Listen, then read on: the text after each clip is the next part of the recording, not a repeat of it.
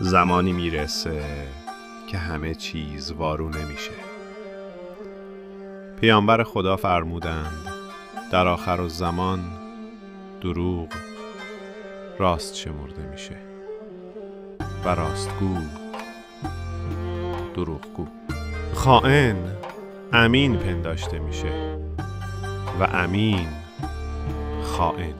نادانها میشن حاکم بر مردم و داناها خاموش و فراموش. اطرافت نگاه کن، آیا این نشونه ها رو نمیبینی؟